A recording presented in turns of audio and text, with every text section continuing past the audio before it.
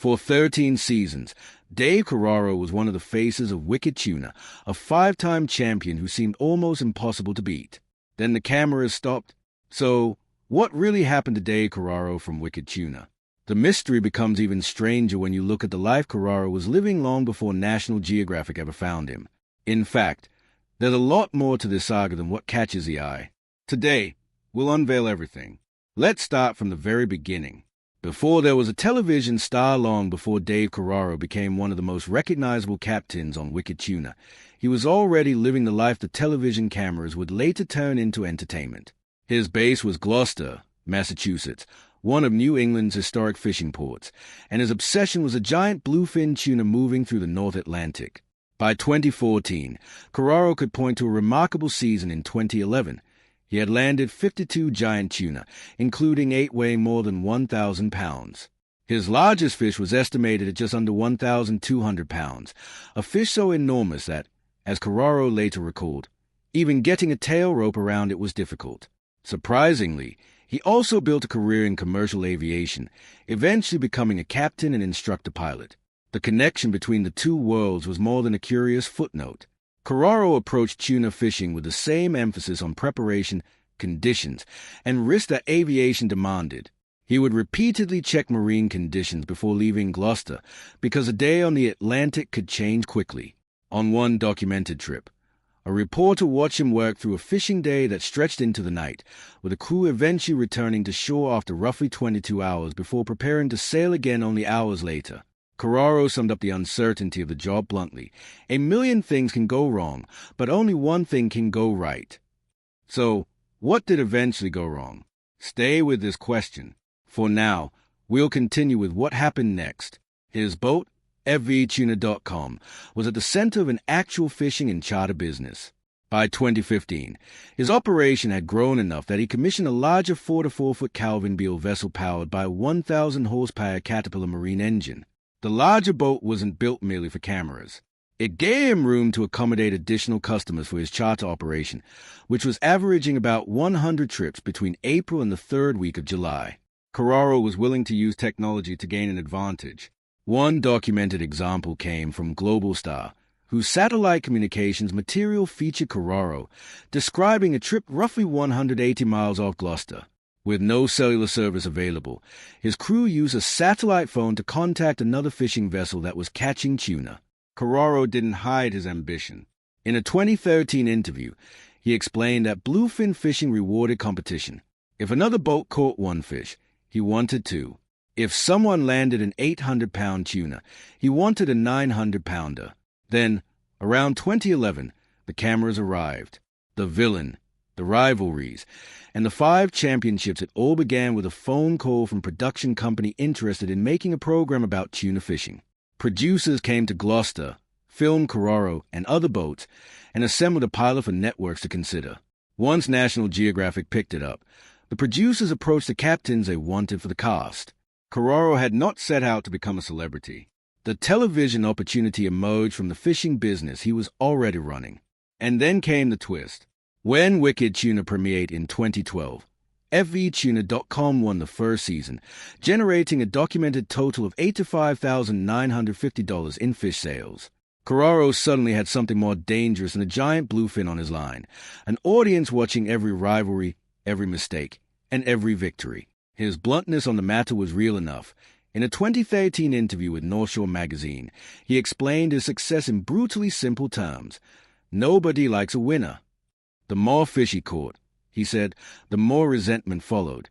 The result was almost perfect reality television. A captain who was exceptionally competitive, openly confident, and apparently unimpressed by the people trying to beat him. The first major rivalry, however, involved someone Carraro had not originally considered a rival at all. Paul Heber had started as Carraro's first mate aboard FVTuna.com. Heber had also been a friend for years, and in fact Carraro was among the people who helped bring him into the Wicked Tuna world. Contemporary reporting from 2013 gives a remarkably different account of their split from the dramatic version television viewers might have imagined. Carraro said, "I asked Paul what he was waiting for. He needed to get his own boat." Heber himself agreed that becoming a captain was ultimately the right move. There was even a detail almost impossible to reconcile with the idea of a bitter personal feud. When Tropical Storm Irene destroyed Hebay's home in Beaumont, Carraro let his former first mate stay at his house until he could get back on his feet. And when the interview was conducted, Hebay still called Carraro his best friend. That doesn't mean their professional relationship ended smoothly, but it does reveal something the television narrative could easily hide. Two men could be friends, business partners, competitors, and, at different moments, adversaries, without those relationships fitting neatly into a villain and hero story. Once Hebay became captain of the Wicked Tuna, the relationship changed dramatically. Now, the former first mate had his own boat, his own crew, and his own chance to beat the man he had once worked for. Carraro also found himself repeatedly clashing with another young captain, Tyler McLaughlin of Pinwheel. The rivalry became part of the show's recurring drama, and by 2015 an episode was explicitly built around the renewed Carraro-McLaughlin conflict. Yet there was another reality behind the cameras. A TV Guide reporter who spent time with the captains in Gloucester watched Carraro and his supposed rivals laughing together over dinner. Carraro explained the contradiction himself. "We can joke around and have beer, but when you get on the water, things change." And the competition was not merely a storyline. Carraro's results became extraordinary. FVTuna.com won the first season in 2012 with $85,950 in fish sales. Carraro won again in 2014, bringing in $126,403. Then again in 2016 with $104,785. Again in 2017 with $98,580. And once more in 2019 with $120,318. 5 championships in 8 seasons establish him as the most successful captain in the show's original run. But then comes a question that makes Carraro's television legacy harder to understand. Was the arrogant, calculating captain entirely real? The evidence says no. Well, at least, not entirely. North Shore magazine reported that Wicked Tuna was a reality show in which the captains were effectively characters, while also noting that the captains said their lines and scenarios were not scripted. Carraro's competitive personality clearly existed before and outside the show, but producers were also filming a format built around recognizable personalities, rivalry, and conflict. The man viewers saw was genuinely competitive, genuinely successful, and sometimes genuinely abrasive. But away from the water, those same rivals could sit together, laugh, and share a meal. Poor Hebay could call Carraro his best friend after leaving his boat. And behind the character was a fisherman who had been competing for years before anyone put a camera on him. The Carraro viewers knew was real. But television had only shown them one version of the man. When the people behind the show began to disappear, the cameras on Wicked Tuna were built to make fishing feel like a contest between personalities. Captains had rivalries, crews had loyalties, and every bluefin could change the standings. But beneath that television format was a much harsher reality. These were commercial fishermen working around Gloucester, Massachusetts, and the North Atlantic, where the dangers are very real. For some people who became familiar faces to viewers, the story eventually ended in tragedy. One of the first shocks came in the summer of 2018. Nicholas Duffy Fudge was only 28 when he died unexpectedly on July 19, 2018. Fudge had been the first mate aboard Tyler McLaughlin's Pinwheel, and he had also appeared on Wicked Tuna, Outer Banks. He had begun tuna fishing as a child alongside his father and grandfather. National Geographic and the show's production company confirmed his death and described him as McLaughlin's first mate. But there was an important mystery that remained unresolved publicly. No official cause of death was released. That uncertainty later generated a wave of speculation online. Some claimed that Fudge might have suffered decompression sickness, while others dredged up details about an earlier arrest and toxicology testing. However, contemporary reporting from CNN, the Associated Press, and other outlets consistently stated that his cause of death had not been released. Even a later report said the medical examiner was awaiting studies. For a factual account, the mystery should remain exactly that. Duffy Fudge died unexpectedly at 28, and the publicly established record does not tell us why. National Geographic incorporated a tribute into the program, including a moment of silence, while his obituary remembered him for his fearlessness, adventurous spirit, mischievous humor, and love of the outdoors. 6 years later, another Wicked Tuna personality died in circumstances that made the dangers of the profession impossible to ignore. 65-year-old Captain Charlie Griffin, who appeared on Wicked Tuna, Outer Banks, died on March 4, 2024, after a boating accident near North Carolina's Outer Banks. He had been traveling aboard a vessel from Virginia Beach toward the Wanchese area when the Coast Guard received a report of an overdue boat. Griffin and his dog, Layla, were found dead after the vessel was located near Oregon Inlet. A second person aboard, Chad Dunn, was initially missing as the search continued. National Geographic and Pilgrim Media Group explicitly said Griffin's death followed a shipwreck unrelated to the series. He wasn't killed while filming Wicked Tuna, and there is no evidence connecting production to the accident. Then there was Paul Heber, whose story took a completely different turn. Heber had once been Carraro's first mate and friend before becoming a competing captain on Wicked Tuna. In 2016, however, Heber pleaded guilty in federal court to Social Security and Medicaid fraud. Prosecutors said he had made false statements about his ability to work and failed to report income while receiving benefits. He ultimately received 4 years of probation, a $5,000 fine, and was ordered to repay $53,660. And that distinction becomes important when we return to Carraro. Despite the rumors surrounding his supposed disappearance from television, there is no comparable documented criminal case, arrest, or fraud conviction involving him. Instead, one of the more revealing stories about Carraro is surprisingly personal. His dog Pickles, a longtime companion associated with FETuna.com and his fishing life, died in 2022 after nearly 17 years. The loss offered one of those rare glimpses beyond the captain viewers thought they knew. But there's more. The private life nobody saw for years. Dave Carraro gave Wicked Tuna viewers almost nothing of the life behind the captain. The show could reveal where he fished, what he caught, and which rival he wanted to beat. But Carraro largely kept the rest of his world outside the frame. That makes one of the biggest revelations about his personal life surprisingly simple. In the first episode of Season 13, Carraro casually referred to Jess Boardway not as his girlfriend, but as his wife. He immediately corrected himself. "I'd got to stop saying girlfriend," and added that he was a newlywed. The marriage had apparently already happened almost a year earlier. The wedding itself appears to have taken place on May 15, 2023, in Gloucester, Massachusetts. The strongest public evidence comes not from Carraro, but from his friend and fellow charter captain Robert Earl, who attended the ceremony and posted photographs afterward, describing himself as honored to have attended the wedding of Dave Carraro and Jess Boardway. Carraro did not turn the occasion into a public announcement, and the story only surfaced because he eventually mentioned his new wife on television, and the marriage was not some sudden relationship invented after the camera stopped. Carraro and Boardway had been publicly linked for years, with evidence of their relationship going back at least to 2016.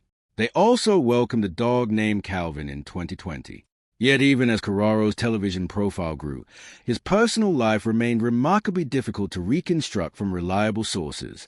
There are photographs, occasional comments, and scattered references, but nothing resembling the constant stream of personal information surrounding many reality TV stars. The contrast is striking. National Geographic could make millions of viewers feel as though they knew Dave Carraro, while very little was actually known about the man once the cameras were switched off. His professional life after Wicked Tuna is equally important because it destroys the idea that the cameras disappearing meant Carraro disappeared with them. National Geographic ended the original series after 13 seasons in 2024, with a final episode airing on May 26. The network said the long-running series had concluded after more than 200 episodes, but it did not announce that Carraro had been fired or removed. In fact, the final season still featured Carraro aboard FETuna.com, competing against other established captains. There is an intriguing unanswered question about why the show ended. So what really happened to Dave Carraro? On August 31st, 2024, the Boston Globe reported that National Geographic had canceled Wicked Tuna after 13 seasons and more than 200 episodes. The paper called it a ratings juggernaut, while Captain Dave Marciano said the series had been Nat Geo's #1 show for 13 years, nationally and internationally. He insisted the ratings had not collapsed. It's not like the ratings tanked. And yet, according to the captains interviewed by the Globe, National Geographic had given them no explanation for the decision. There were obvious theories. National Geographic had become part of Disney, and Disney had been going through broader corporate restructuring, but no source established that cost-cutting was a reason Wicked Tuna ended. The network's official statement simply thanked the cast, fans, and Gloucester community and confirmed that the long-running series had concluded. And the timing makes the mystery even more intriguing. Carraro hadn't been pushed out beforehand. He was still aboard FVTuna.com in the final season, battling former champion Paul Heber and Bob Cook for the championship right up to the finale on May 26, 2024. After 13 seasons of Wicked Tuna, one of the show's most recognizable captains was suddenly no longer on television. That absence created the perfect opening for rumors. Maybe there had been a scandal, a financial collapse, a false retirement, or something the cameras had never shown. But when the record is followed backward, the mystery starts to dissolve. Carraro did not vanish after the show. He remained a fisherman and pilot. What disappeared was a television platform that had made his private life look public. And the ending is particularly revealing because Carraro was still there when the camera stopped. In the final season, National Geographic's own episode descriptions place Carraro aboard FVTuna.com alongside Paul Heber and Bob Cook in a battle between former champions for the season title. The final episode was not a farewell to a disgraced captain. It was a competition. Carraro simply lost that particular season to Bob Cook of Fat Tuna. If anything, the final season reinforces how deeply Carraro was embedded in the franchise. That reputation was not exaggerated by the show. Carraro finished as champion 5 times in 2012, 2014, 2016, 2017, and 2019. His 5th victory came in Season 8, when FVTuna.com landed 19 tuna worth $120,318, edging Tyler McLaughlin's pinwheel by less than $600. By 2020, National Fisherman was calling Carraro the holder of the most Wicked Tuna season titles among Gloucester captains. Then in 2016, Paul Heber was sentenced in federal court for Social Security and Medicaid fraud after making false statements about his ability to work while actually working as a commercial fisherman. He received 4 years of probation, a $5,000 fine, and was ordered to pay $3,660 in restitution. Meanwhile, Carraro had spent years allowing audiences to see the hard-edged captain while keeping much of his private life outside the frame. The glimpses that did emerge, such as a long-time companion, a private marriage, relationships that continue beyond the cameras, showed a man considerably more complicated than the television character. And the same distinction applies to the so-called villain. Carraro really was competitive. Contemporary reporting captured him checking marine conditions before heading out, while rival captains could be seen laughing and drinking with him away from the water. Carraro himself explained the contradiction. "We can joke around and have a beer, but when you get on the water, things change." So the evidence doesn't support either extreme. He wasn't simply a manufactured villain, but neither was a television version of